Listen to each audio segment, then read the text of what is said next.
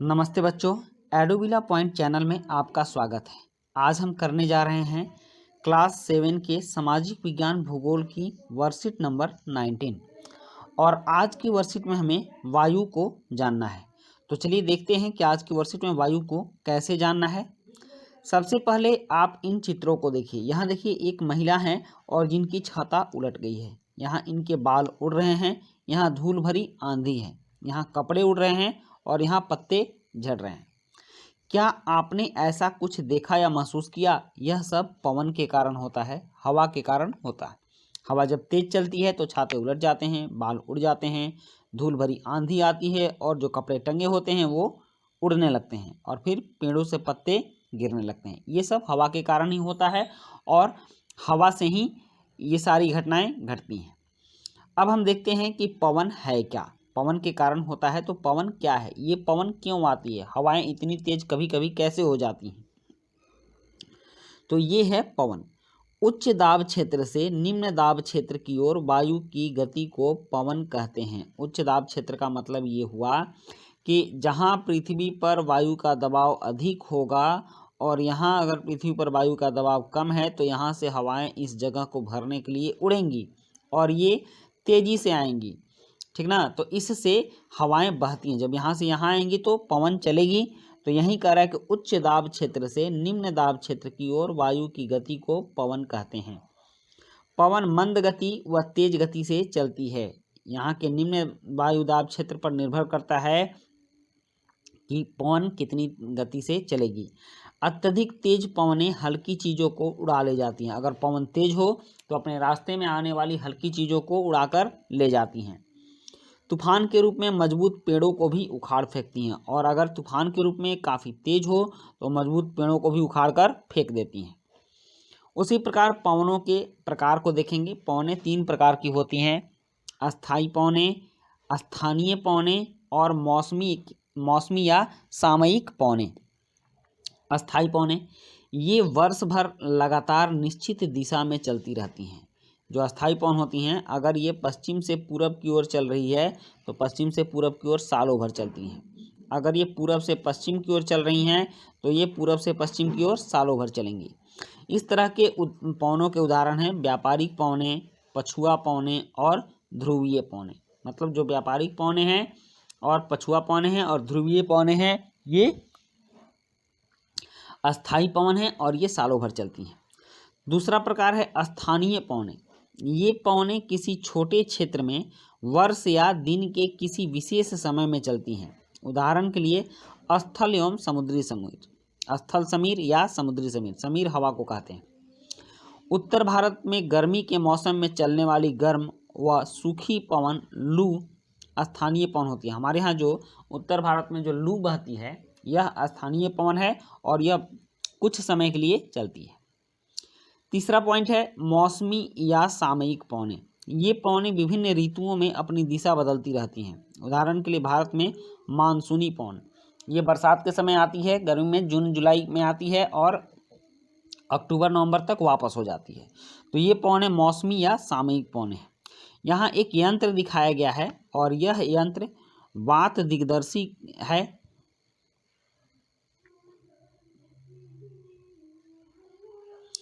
इसका प्रयोग पवन की दिशा दर्शाने के लिए किया जाता है। जब हवा इस पर पड़ती है तो उस दिशा में मुड़ जाती है, जिससे पता चल जाता है कि पवन किस दिशा में चल रही है।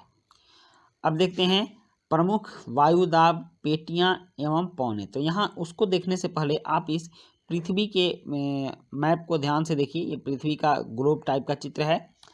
ये पृथ्वी है और यहाँ कुछ अक्षांशों पर पवनों की दिशा को दिखाया गया है। जैसे यहाँ देखिए, यहाँ 90 डिग्री उत्तरी अक्षांश है और 90 डिग्री दक्षिणी अक्षांश है।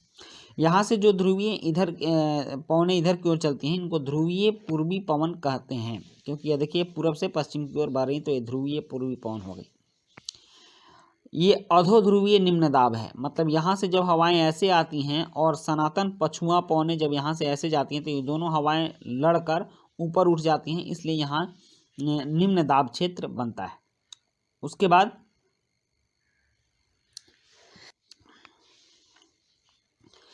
यहाँ आप देख रहे हैं 30 से 35 डिग्री अक्षांश में उपोष्ण उच्च दाब हॉर्स अक्षांश भी इसको कहते हैं। यहाँ पर उच्च दाब क्षेत्र बनता है और इसको हॉर्स अक्षांश इसलिए कहते हैं बच्चों, क्योंकि जब व्यापारी अपने घोड़ों को लाते थे और इस क्षेत्र में जब वो अपनी नाव के साथ पहुंचते थे तो उच्च वायुदाब होने की वजह से उनकी नावें डूबने लगती थी। तो ये क्या करते थे कि अपने नावों से कुछ घोड़ों को समुद्र में फेंक देते थे। तब से इस जगह का नाम उपोष्ण उच्च दाब या हॉर्स अक्षांश, अश्व अक्षांश पड़ा।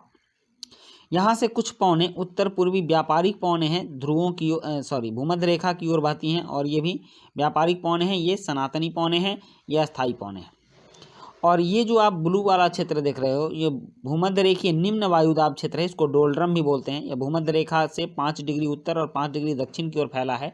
यहाँ सालों भर गर्मी ज़्यादा पड़ने की वजह से यहाँ निम्न वायुदाब क्षेत्र बनता है, जिससे यहाँ तेज हवाएं चलती हैं और बारिश भी बहुत ज़्यादा होती है। ठीक यही प्रक्रिया इस दक्षिणी गोलार्ध में भी होती है। तो चलिए अब इस प्रमुख वायुदाब पेटियों को हम समझते हैं। वायुदाब में अंतर पवन प्रणाली की उत्पत्ति का प्रमुख कारण है। वायुदाब में अंतर होता है, कहीं उच्च वायुदाब होता है, कहीं निम्न वायुदाब होता है। वायु हमेशा उच्च दबाव वाले क्षेत्रों से निम्न दबाव वाले क्षेत्रों में चलती है। ऐसा मैंने भी समझाया है कि जहाँ उच्च दाब होगा और जहाँ निम्न दाब होगा तो उच्च दाब से निम्न दाब की ओर वायु चलती है। भूमध्य रेखीय निम्न दाब डोल्ड्रम क्षेत्र, यह भूमध्य रेखा के 5 डिग्री उत्तर और 5 डिग्री दक्षिण तक फैला हुआ है। ऐसा जो आप देख रहे हैं मैंने आपको दिखाया भी है। इस क्षेत्र में पूरे वर्ष तापमान अधिक रहता है, इसलिए वायुदाब हमेशा कम रहता है। यहाँ तापमान अधिक रहता है तो तापमान अधिक होने से हवाएं गर्म होकर ऊपर उठ जाती हैं, या आप देख रहे हैं कि इधर की ओर ऊपर उठने से यहाँ का वायुदाब कम हो जाता है। मौसम परिवर्तन के साथ साथ इन पेटियों में भी उत्तर और दक्षिण क्रमशः खिसकाव होता है। ये पेटियां धीरे धीरे कभी उत्तर और कभी दक्षिण की ओर खिसकती रहती हैं। अब है उपोष्ण उच्च दाब हॉर्स अक्षांश, यह उत्तरी गोलार्ध में 30 डिग्री उत्तरी अक्षांश और दक्षिणी गोलार्ध में 30 डिग्री दक्षिणी अक्षांश के आसपास स्थित है। अधिक तापमान रहते हुए भी यहाँ पर उच्च वायुदाब पाया जाता है। यहाँ देख लीजिए, यहाँ अधिक तापमान रहते हुए उच्च वायुदाब पड़ता है, क्योंकि यहाँ से हवाएं इधर निकल जाती हैं और यहाँ से इधर निकल जाती है। तो यहाँ की हवाएं खाली हो जाती हैं। जब खाली हो जाती हैं तो यहाँ उच्च दाब बनता है। होता क्या है कि जब यहाँ दोनों क्षेत्र से हवाएं गुजर जाती हैं तो यहाँ खाली जगह होता है, और खाली जगह होने से ठंडी हवाएं इस जगह पर आकर दबाव बना देती हैं। तो इस वजह से यहाँ तापमान अधिक होने की पर भी ठंडी वायु उतरने लगती है और यहाँ पर वायुदाब उच्च बन जाता है। तो कह रहा है कि अधिक तापमान रहते हुए यहाँ पर उच्च वायुदाब पड़ता है। भूमध्य रेखीय पट्टी पर उठने वाली वायु ध्रुवों की ओर बहने लगती है, लेकिन ये पौने पृथ्वी के घूमने के कारण पूर्व की ओर विक्षेपित हो जाती हैं और ठंडा होने के कारण वायु यहाँ पर उतरने लगती है। इस तरह उच्च दाब क्षेत्र बन जाते हैं। तो 30 से 35 डिग्री के क्षेत्र में उच्च दाब क्षेत्र बन जाते हैं। यहाँ से जो पवनें भूमध्य रेखा की ओर चलती हैं उन्हें व्यापारिक पवनें कहा जाता है, और ध्रुवों की ओर चलने वाली पवन को दोनों गोलार्ध में सनातन पछुआ पवन कहा जाता है। उसके बाद है अधोध्रुवीय निम्न दाब। दोनों गोलार्धों में 60 डिग्री अक्षांश के पास उत्तर और दक्षिण से आने वाली पवन ध्रुवीय पूर्वी पवन और सनातन पछुआ पवन टकराकर ऊपर उठती है, जिससे भी यहाँ निम्न वायुदाब का क्षेत्र बन जाता है। यहाँ तापमान कम होने के बावजूद भी वायुदाब कम पाया जाता है। इस स्थिति को आप समझिए।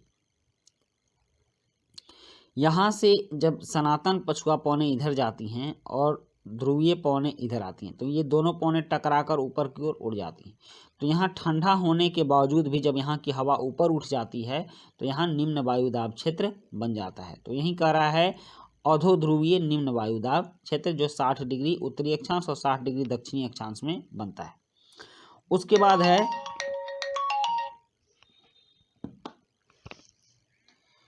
ध्रुवीय उच्च दाब। तो यहाँ ध्रुवों पर यह दोनों गोलार्धों में 80 डिग्री और 90 डिग्री अक्षांशों के बीच स्थित है। ध्रुवीय उच्च दाब दोनों गोलार्धों में 80 डिग्री और 90 डिग्री अक्षांशों के बीच स्थित है। बहुत कम तापमान के कारण पूरे वर्ष ध्रुवों पर उच्च दाब बना रहता है। यहाँ से निम्न वायुदाब क्षेत्र की ओर ध्रुवीय पूर्वीय पवन चलती है। आप मैप में इसको देखिए, यहाँ ठंड का मौसम होता है, उच्च वायुदाब क्षेत्र है, यहाँ ठंड का मौसम होता है। जब ठंड होता है तो हवाएं ठंडी होकर नीचे की ओर बैठी रहती हैं, तो यहाँ पर सालों भर उच्च वायुदाब क्षेत्र रहता है और यहाँ से हवाएं इधर ध्रुवीय पूर्वी पवनें बहती हैं जो अधोध्रुवीय निम्न दाब की ओर आती हैं। यही हाल यहाँ उत्तरी गोलार्ध में भी होता है और उत्तरी गोलार्ध में भी ये ध्रुवीय पूर्वी पवनें उच्च दाब क्षेत्र से इधर की ओर आती हैं। तो इस वर्कशीट में आपको पवनों के बारे में समझाया गया, प्रमुख वायुदाब पेटियों और पवनों के बारे में बताया गया, पवन क्या है इसके बारे में बताया गया। अब यहाँ कुछ आसान से प्रश्न दिए गए हैं, जैसे आप देख लीजिए, बहुत ही आसान प्रश्न है। पहला प्रश्न है कि पवनों को परिभाषित करें। तो यह एक लाइन में है, इसका उत्तर यहाँ लिखा हुआ है, आप इसको लिख भी सकते हैं। यहाँ देखिए,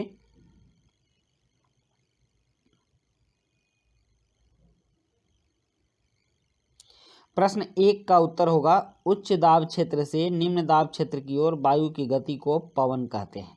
बस इतना ही लिखना है, ये 1 का आंसर हो जाएगा। उच्च दाब क्षेत्र से निम्न दाब क्षेत्र की ओर वायु की गति को पवन कहते हैं। ओके, अब चलिए, ये पहला प्रश्न हो गया।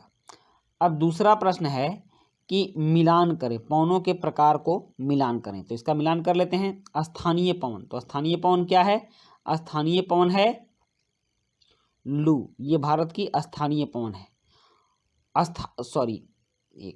अस्थाई पवन पहले में है। अस्थाई पवन, तो अस्थाई पवनें व्यापारिक पवनें होती हैं, ये सालों भर चलती हैं।